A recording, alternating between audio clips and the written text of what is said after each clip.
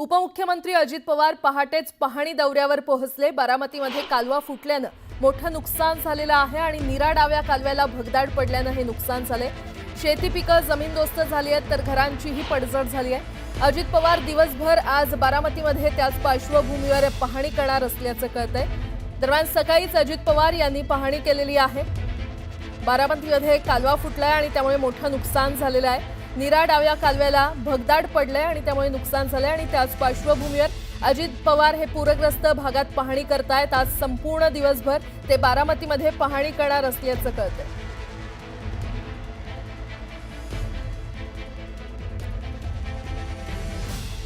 तर दिवसाची ही मोठी अपडेट आपण पाहतोय। उपमुख्यमंत्री अजित पवार हे पहाटेच पाहणी दौऱ्यावर निघाले आणि या संदर्भात अधिक माहिती देत आहेत आमचे प्रतिनिधी वैभव सोनावणे आपल्यासोबत जोडले गेलेले आहेत। वैभव, प्राजक्ता, काल बारामतीमध्ये रात्री संध्याकाळच्या सुमारास नीरा डावा कालवा फुटला होता आणि त्याच्या बरोबरच ढगफुटी सदृश्य पाऊस जो आहे तो दौंड, इंदापूर, बारामती या परिसरामध्ये पट्ट्यामध्ये झालेला होता आणि त्याचा परिणाम जो आहे तो बारामतीत पूर सदृश्य परिस्थिती काही ठिकाणी निर्माण झालेली होती। जिल्हाधिकाऱ्यांनी रात्री एनडीआरएफच्या 2 तुकडे जे आहेत त्यांना पाचारण केलेलं होतं। एक तुकडी इंदापूरला पाठवण्यात आली, एक तुकडी बारामतीमध्ये ठेवण्यात आलेली होती। त्यांनी जवळपास 10 लोकांना काल रेस्क्यू केले। बारामती शहरामध्ये काही ठिकाणी घरांमध्ये पाणी जे आहे पुराचं ते शिरलेलं होतं। तिथे जवळपास 150 कुटुंबांना स्थलांतरित करण्यात आले बाजूच्या शाळेमध्ये। आणि काल अजित पवार दिल्लीमध्ये होते। रात्री उशिरा ते बारामतीत दाखल झाले आणि सकाळी 6 वाजल्यापासून ते पाहणी दौरा जो आहे तो त्यांनी सुरू केलेला होता। सुरुवातीला या इमारतीच्या ठिकाणी त्यांनी पाहणी दौरा जो आहे तो त्यांचा केला। तिथे स्थलांतरित केलेल्या नागरिकांशी चर्चा केली आणि त्यानंतर ते लिमटेकला गेले, जिथं नीरा डावा कालवा फुटलेला होता त्याच ठिकाणी ते पोहोचले आणि तिथून त्यांनी सगळ्या तालुक्याची पूरग्रस्त ठिकाणांची माहिती घेतली। आता एकानंतर एक एकानंतर एक ठिकाणी जवळपास 4 ते 5 ठिकाणी अजित पवार हे पाहणी करतील। या सगळ्या नीरा डावा कालवा फुटल्यामुळे सगळ्यात मोठं नुकसान जे झालंय ते शेतीमधल्या पिकांचं झालंय। माती जी आहे ती मोठ्या प्रमाणावरती वाहून गेली आहे, त्याच्यामुळे जमीन एकदम नापिकी जमीन ज्याला आपण म्हणतो, मुरमाड जमीन जी आहे ती मुरुमवरती राहिली आहे जमिनीचा आणि मोठ्या प्रमाणावरती काहीशे एकरांवरची माती जी आहे ती या कालव्याच्या पाण्यामुळे वाहून गेली आहे। पाटबंधारे विभागानं तातडीने या कालव्यातून जे पाणी सोडायचं ते पाणी बंद केल्यामुळे पुढे ही पूरस्थिती जी आहे ती नियंत्रणात आल्याची माहिती जिल्हाधिकाऱ्यांनी दिली आहे। रात्री उशिरापर्यंत पावसाने सुद्धा उघडीप दिलेली आहे, त्याच्यामुळे आता सकाळच्या सत्रातही बारामतीत पाऊस नाहीये। त्यामुळे काल जी संध्याकाळी पूर सदृश्य परिस्थिती उद्भवलेली होती ती आता बऱ्यापैकी नियंत्रणामध्ये।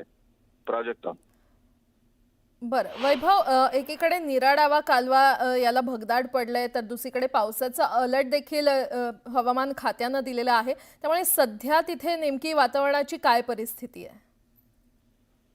प्राजक्ता, पूर्ण ढग दाटलेले आहेत, मात्र पाऊस जो आहे तो पाऊस थांबलेला आहे। अत्यंत काळोख सदृश्य परिस्थिती, म्हणजे आता सकाळी 7 वाजता आहेत, 7 वाजता सूर्याचा प्रकाश जो आहे तो सुद्धा दिसत नाही, पूर्ण आभाळ भरून आलेलं आहे।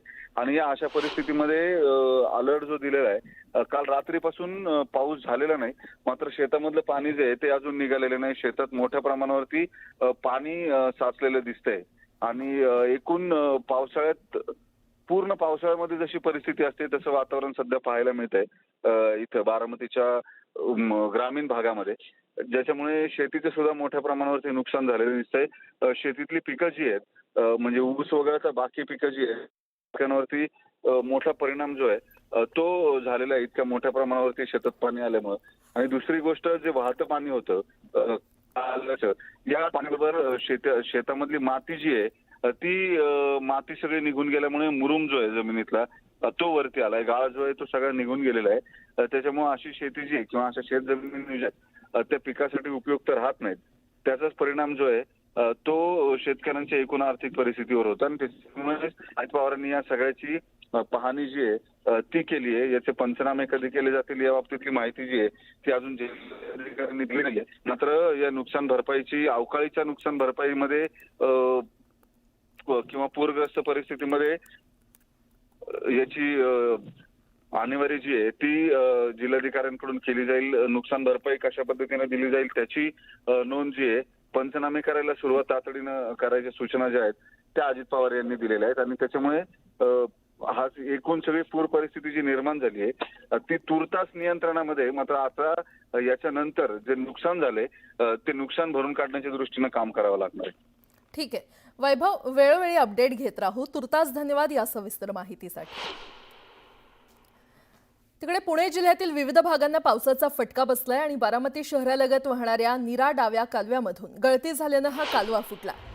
लिमेट जवळ काटे वस्ती कान्हेरी हद्दीमध्ये कालव्याचा हा भराव खचला तर त्यामुळे पाण्याचा मोठा लोंढाच बाहेर पडला आणि कालव्यातील पाण्याच्या लोंढ्यामुळे अनेकांच्या घरांमध्ये पाणी शिरलंय.